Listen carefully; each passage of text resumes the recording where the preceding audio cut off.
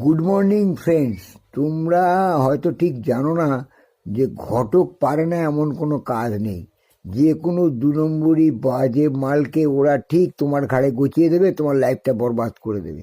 সেই রকম চেষ্টা করেছিল একটা ঘটক আমাদের বিয়ের সম্বন্ধ দেখতে গিয়ে। একটা মেয়ের বাড়িতে আমরা পরশুদিনকে গিয়েছিলাম, তার 4 মেয়ে, ছোট মেয়ে, মেজো মেয়ে, সেজো মেয়ে আর বড় মেয়ে। তা ভদ্রলোক যাওয়ার পরে খুব আদর আপ্যায়ন করে আমাদের বসালো, ছোট মেয়েটাকে সাজিয়ে গুজিয়ে বসালো। মালটার সাইজ হচ্ছে 30। তখন ছেলের বাবা সব দেখে শুনে বলছে, মা তুমি তো রূপে লক্ষ্মী গুণে সরস্বতী, কিন্তু সাইজে ছোট আর ফুটও ছোট।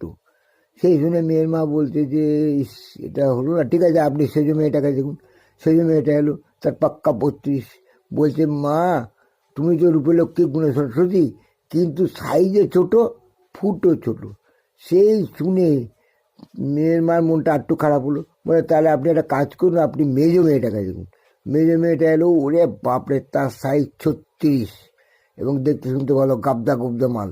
ঘটক কানে কানে বলছে, আপনি চিন্তা করবেন না, এই মেয়েটা খুব খেলোয়াড় হবে, খুব ভালো খেলতে পারবে, ও দেখবেন খাট ভেঙে চৌচির করে দেবে।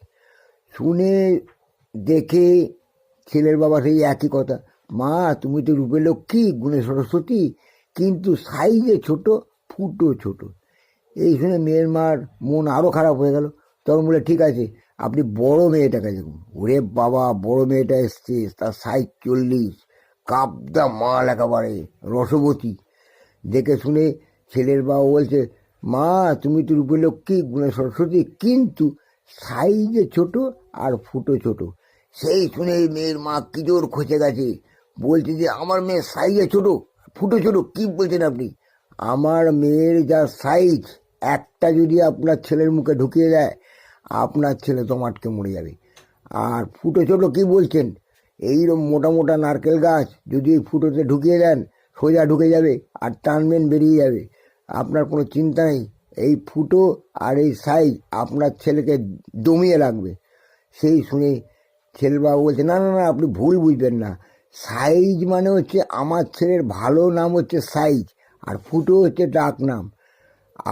আমার ছেলে সাইজে ছোট মানে কি, আমার ছেলে আপনার মেয়ের চেয়ে লম্বায় ছোট। আর ফুটো ছোট মানে হচ্ছে কি বয়সে ছোট। সেই জন্য আমরা বলছি সাইজে ছোট আর ফুটো ছোট। আপনি খারাপ ধারণা করবেন না, আমার ছেলের ব্যাপারেই বলেছি। আপনার মেয়ে সব দিক থেকে ঠিক আছে, ও হাইব্রিড মাল। বলছে, হ্যাঁ হাইব্রিড মালই তো বটে, বছর বছর বাচ্চা দিতে পারবে, বুঝলেন? বললো হ্যাঁ হ্যাঁ, বুঝতে পেরেছি বুঝতে পেরেছি।